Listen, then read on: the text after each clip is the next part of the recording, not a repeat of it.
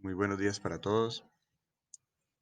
Espero que la estén pasando muy bien en su liberación de la cuarentena. Hoy vamos a trabajar, es la explicación de lo que es filosofía. La guía de filosofía de Aristóteles, las cuatro causas, acto, potencia. Las cuatro causas, acto, potencia. Y el animal político. ¿Cierto? O sea, vamos a hablar de lo que él pensaba alrededor de lo que era la ciencia o la base sobre lo que se cimentaba la ciencia en ese tiempo y lo que él consideraba que era la política. No olvidemos que Aristóteles fue uno de los filósofos, o el primer filósofo sería que sistematizó el conocimiento, sistematizó la filosofía, hizo los tratados que correspondían, ¿cierto?, con relación a la ciencia, a la política, al arte y así. Entonces, es uno de los filósofos más fuertes o representativos.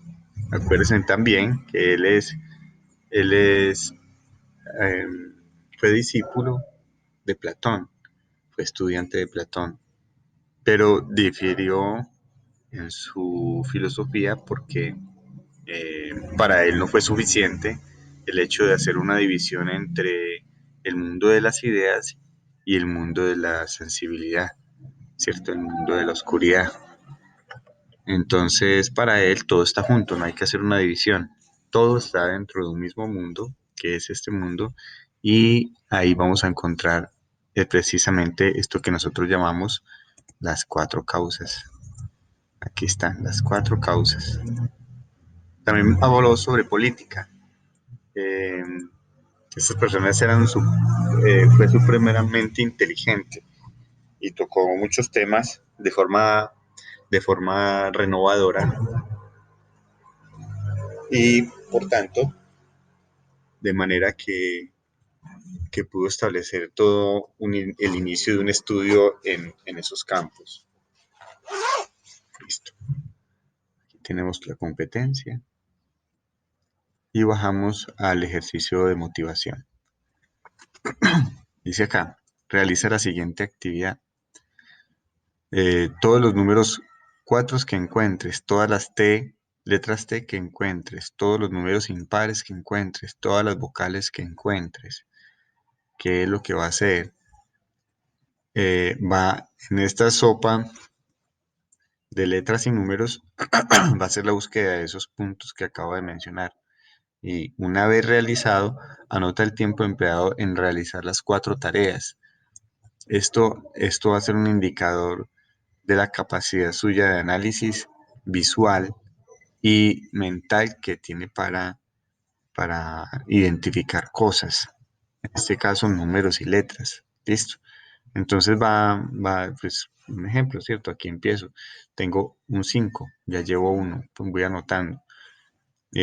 O si quiero, voy coloreando también, ¿cierto? Y voy a poner un cronómetro. El resultado lo escriben abajo. Tiempo empleado en las cuatro tareas, tanto. Listo. Esa es la primera actividad de ejercicio. Pasamos al concepto. Dice acá, Aristóteles, él nació y murió del 384 al 322 antes de Cristo. Eh, Hace parte de los griegos, él era de, de Elea, me parece, sí. Escribió La Física, un libro de ciencia en el cual desarrolló esa teoría de las cuatro causas, que es bastante importante. Un libro sobre los principios de la ciencia natural, por lo tanto, es un libro de epistemología en el que se analiza el conocimiento científico. Dirán ustedes, profe, ¿qué es epistemología? Epistemología es la, la ciencia o el estudio del conocimiento, ¿cierto?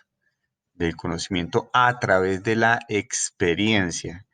Episteme es una homología, episteme es la división de la palabra y episteme quiere decir experiencia, ¿cierto?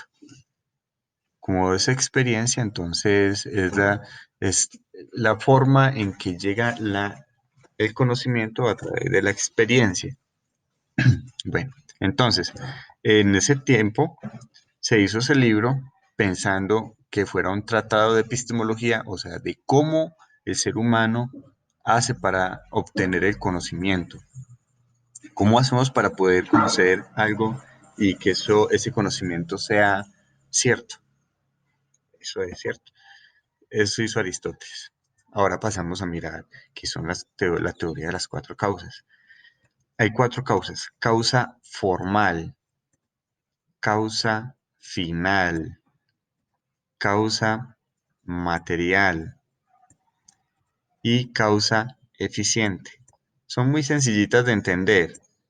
La última es la suma de las dos primeras. Y vamos a empezar por la primera. Hagamos una pequeña lectura. La guía es muy corta, o bueno, relativamente corta. Eh, Podemos entonces hacer una pequeña lectura. Es la forma, ojo pues, la formal, es la forma, la sustancia y la esencia, el concepto mismo del ente. Ojo, ¿qué es el ente? El ente es, si podemos parafrasearlo por la palabra ser, es el ser, ¿cierto? El ente viene de onto, que significa ser en griego. Entonces dice así, es la forma, la sustancia, la esencia, ¿cierto? Eh, el concepto mismo del ente, ojo, es el concepto, ¿sí? ¿Por qué podemos parafrasear el concepto? Por idea, ¿cierto? ¿Qué es la causa formal? Es la idea del ser que tiene cada una de las cosas. ¿Qué pasa? Eh, en este momento los filósofos, los científicos, que son los filósofos eran todos científicos, politólogos, en fin, tenían todas las carreras afín en su conocimiento, entonces ellos pensaban que las cosas tenían un ser en sí, ¿cierto? Una silla tiene el ser de ser silla porque tiene el concepto de silla, ¿cierto? El concepto o la idea de silla como tal. Listo, entonces la primer causa es la formal y es la forma que tiene la cosa. Entonces, si nosotros tenemos un lapicero, el lapicero es el ser del lapicero y es la entidad o la identidad que tiene el lapicero para nosotros hacer una referencia de él.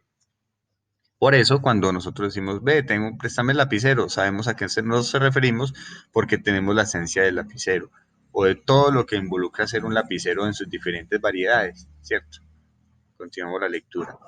Es lo que determina algo y lo hace ser lo que es. Vean lo que dice acá. Es lo que determina algo y lo hace ser lo que es, ¿cierto? La causa formal es la forma específica, propia de la especie. Acá hay un pequeño ejemplo. La causa formal del libro es lo que lo define, lo que lo diferencia de cualquier otro objeto. Listo. Vea, más claro no puede estar. Entonces, la causa formal de cualquier cosa es lo que la identifica para nosotros como esa misma cosa. Bueno, espero que hayan entendido esta parte. Sin embargo, ustedes saben, y como siempre en cada uno de los videos que hago para ustedes, les pido de favor que si ustedes tienen alguna duda, por favor, llámenme. Si yo me demoro en contestar, en devolverles la llamada, en devolverles un mensaje, deben entender que la comunicación es asincrónica. Uno no tiene, a veces no ve inmediatamente el mensaje y puede demorarse tal vez unos días. En algunos casos me he demorado varios días y pues es porque no se me ha escondido un poco el mensaje y no. Bueno, entonces, no olviden, si tienen alguna duda, pregunten. Seguimos con la causa final. La misma forma es una especie de meta que opera dirigiendo todo el proceso como un objeto o una idea. Considerada de esta manera, la forma constituye el fin. ¿Qué es la causa final? A ver, entonces, ¿para qué es un lapicero? Para escribir, ¿cierto? Entonces, el hecho de que ese lapicero sea identificado como lapicero es porque en sí mismo lleva también un propósito, o sea, lleva un final, ¿cierto? Esa misma forma indica que tiene un propósito, ¿cierto? La forma, miramos acá, lean, la forma constituye el fin hacia el que el individuo se orienta. Ahí dice individuo, pero es el ser, ¿cierto? Ya miramos acá que es el ente, el ser, ¿sí? Pero eh, ese ser se orienta, listo. Entonces, si usted utiliza, por ejemplo, un lapicero para hacerle un hueco o perforar una hoja de papel, pues no está cumpliendo la causa final del mismo, ¿cierto? ¿Sí? Entonces, y no le va a servir, no va a tener una eficiencia, no va a tener una practicidad al momento de hacerlo, dado que un lapicero no es para perforar una hoja, un lapicero es para escribir, ¿cierto? Eso lo sabemos todos, pero es un ejemplo preciso de lo que es la causa final dentro de un objeto. Un libro es para sostener la pata de una cama, ¿cierto? A ver, se está cojeando la mesa, entonces le pongo un libro. Bueno, ¿para eso es el libro? No, no, porque él en sí lleva una causa final y un propósito específico. Bueno, yo creo que queda suficientemente explicado. Ustedes terminan la lectura, acá hay ejemplos. Pasamos a la causa material. Esta es la más sencilla porque todos los seres que están del mundo que nosotros vivimos tienen una materia, tienen una forma, una idea y tienen un propósito o un final, ¿cierto? Pero entonces acá tenemos la material. Es la materia, el sustrato, la condición pasiva. Se le dice condición pasiva, ¿por qué? Porque ella es la que se deja dar forma, ¿cierto? Usted coge una piedra es pasiva, y si con una piedra hace un bloque para construir una casa, entonces usted ya le puso actividad, ¿cierto? Eh, pasó de ser una piedra a hacer una casa por su propósito, por su idea y por su finalidad. Bueno, sigamos, pero necesaria, que recibe la forma y se mantiene a través del cambio. Significa potencia, listo. ¿Qué quiere decir esto? La potencia en Aristóteles significa posibilidad. Aquí está mismo la palabra. Significa posibilidad. Entonces, toda la materia, todo el sustrato, toda la materia, todo lo que tenemos en el mundo, en el universo, está en potencia, ¿cierto? Cuando todo está en potencia, tiene la posibilidad de ser acto, sí, de volverse una acción en sí. Entonces, por ejemplo, si, que tumbó un árbol para hacer un libro, entonces ese árbol en algún momento era potencia y posibilidad de ser un acto. El acto es el libro, ¿sí? Hasta ahí tenemos lo que se llama la causa material. Y le damos esta parte de acá. En este sentido se dice que es causa aquel constitutivo interno de lo que algo está hecho, como por ejemplo el bronce respecto de la estatua. Vea, listo, entonces, ¿qué constituye el acto? La potencia. ¿Y qué es la potencia? La materia. Muy bien, espero que la hayan entendido y les reitero, pregunten si no comprendieron, con mucho gusto. Y por último tenemos lo que se llama la causa eficiente. La causa eficiente. Aquí dice el motor. Es el motor o estímulo que desencadena el proceso de desarrollo. Es el principio de donde proviene el movimiento. Es la forma que se encuentra en quien produce el ente o en quien opera una transformación del mismo. Mientras la causa final marca la meta, la causa eficiente opera desde atrás, haciendo posible la cosa. Ejemplo. La causa eficiente es una reunión de escritor, editor e impresor que tiene la idea del libro y que lo hace posible, lo produce. Listo, entonces, ¿qué es la causa eficiente? Eh, la causa eficiente es la reunión de lo que es la causa formal y la causa final sobre lo que es la causa material. Eso es la causa eficiente. O sea, yo tengo una eficiencia de algo cuando tengo la idea y cuando tengo el propósito sobre una materia. Entonces, si tengo el libro, si tengo, a ver, el árbol, ¿cierto? Si tengo el escritor, el editor, el impresor, eh, que son las que tienen la idea, o sea, tengo el árbol que es la materia, tengo el escritor, el editor, el impresor que hacen la idea y ya tengo un propósito, entonces voy a tener una eficiencia. Listo. Ustedes pueden sacar muchos ejemplos pensando en esas cuatro causas acerca de cualquier objeto del mundo. ¿Sí? Realmente es muy simple. Entonces, tenemos claro que es causa eficiente la suma de lo que es la causa formal, ¿cierto? Que es la forma, el concepto, la idea que concibe alguien, que es la causa final, el propósito hacia el cual está programado, más la materia. Eso es la causa eficiente, ¿cierto? Listo, muy bien, hasta ahí son las cuatro causas. Y aquí hay un mapa conceptual sobre qué se pregunta en cada una de ellas. ¿Qué forma o estructura tiene? ¿Cierto? Porque esa es la idea. ¿De qué está compuesto? ¿Sí? ¿Cuál es la materia? ¿Qué agente lo produjo? ¿Cierto? El que hizo que eso fuera así. ¿Y qué función o meta cumple? ¿Para qué fue hecho? Ahí están, ¿cierto? El pensamiento político de Aristóteles. Bueno, ustedes ya van a leer un poco, esta es la introducción a lo que es la política de Aristóteles.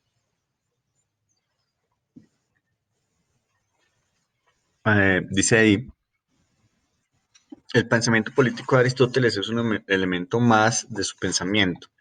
No es la base de como en el caso de Platón. El primer elemento fundamental del pensamiento político de Aristóteles es que el ser humano es social por naturaleza. Ojo, el ser humano en su propia naturaleza es social. Algo así, pues, por ejemplo, como una manada de perros, de leones, de así, porque somos por naturaleza, de hecho, tenemos sociedades demasiado desarrolladas, o demasiado no, muy desarrolladas. Dice acá, según Aristóteles, tenemos la inclinación natural a vivir en grupo. Puede ser con un objeto bueno o malo. El pensado griego determina un sistema político basado en dos variables, el número de gobernantes y si el objetivo es bueno o malo. Listo. Dos cosas, número de gobernantes y si es bueno o malo. Entonces hay dos variables que este Aristóteles está tomando en cuenta. Ojo, todo lo que está diciendo él es lo que vivimos hoy en el mundo, ¿sí? Son las formas de gobierno que se llaman de una u otra manera, pero que caen en esto que Aristóteles está diciendo.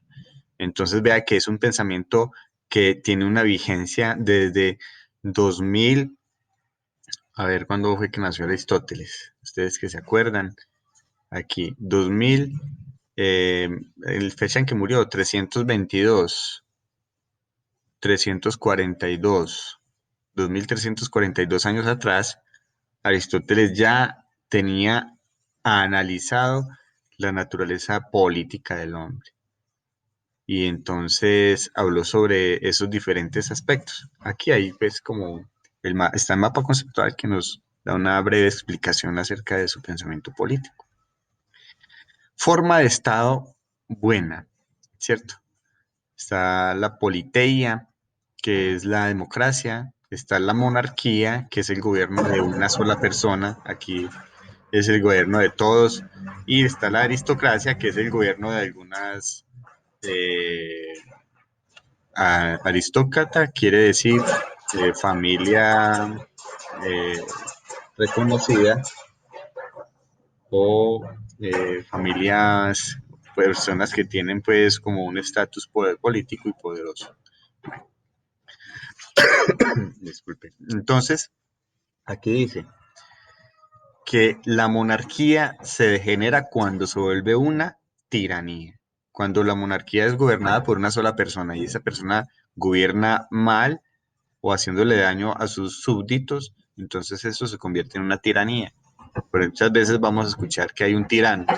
Ya ustedes observarán si Colombia, por ejemplo, ha tenido tiranos o tiene tiranos en su gobierno. Eh, Cuando tenemos la politeia, que es el poder del pueblo, y tiene una degeneración, eh, se convierte en democracia. ¿Listo? Entonces, eh, esta democracia no es el término como tal que se debe usar ahí, pero se llama demagogia. La demagogia no está escrito ahí, pero entonces ustedes deben tenerlo en cuenta. Es cuando el, una persona que es representante del poder se inclina, es elegida por los demás y está a través de mentiras, de manipulación, eh, gobierna en sus intereses y no en los intereses para los cuales él fue elegido. Eso se llama demagogia, diferente de democracia. Listo. Entonces, seguimos acá. Eh, la aristocracia degenera en algo que se llama oligarquía.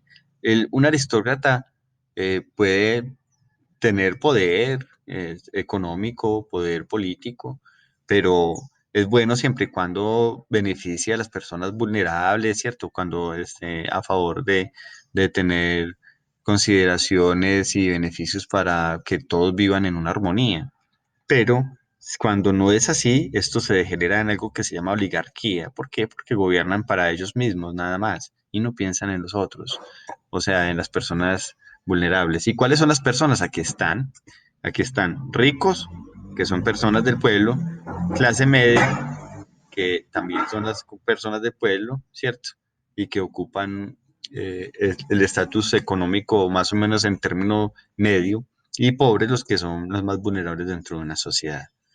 Eso es. Entonces, ya sabemos que los más ricos siempre van a tender a ser oligarcas o aristócratas en su buena hora, ¿sí?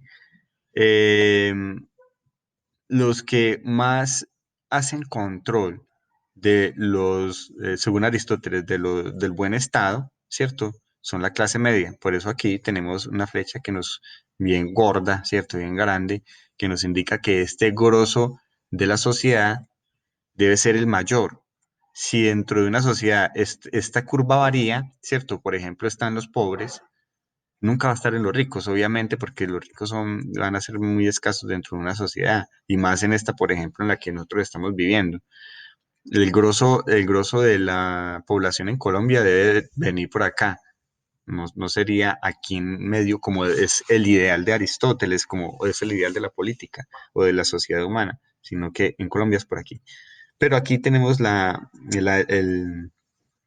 curvatura, el pico más alto en la clase media, que es la que realmente garantiza que cualquiera de estas formas no degenere en las otras formas, ni en una oligarquía, ni en una tiranía, ni en una demagogia. ¿Listo? Entonces, es muy importante que ustedes tengan en cuenta eso.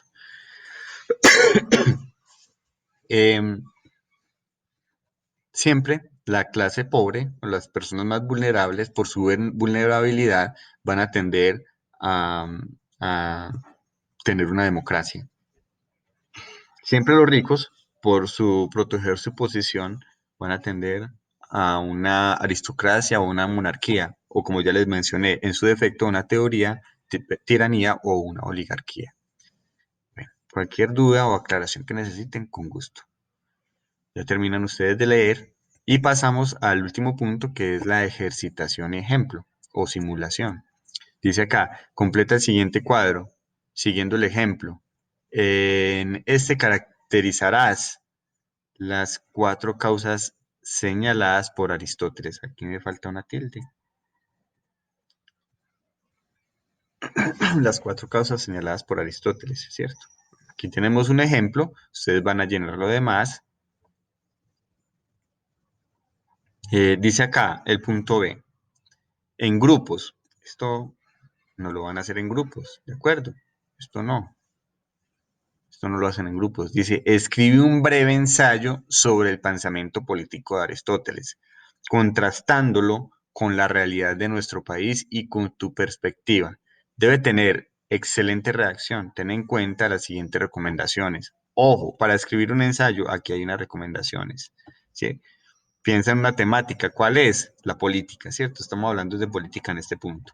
En este punto de las 4 causas. En el A y en el B estamos hablando de lo que es el punto de vista político. Listo, ya tenemos el tema.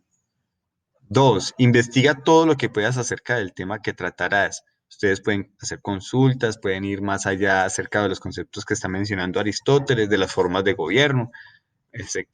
3, estudia otros ensayos ya escritos. Si tiene la posibilidad de mirar otros ensayos, hágalo.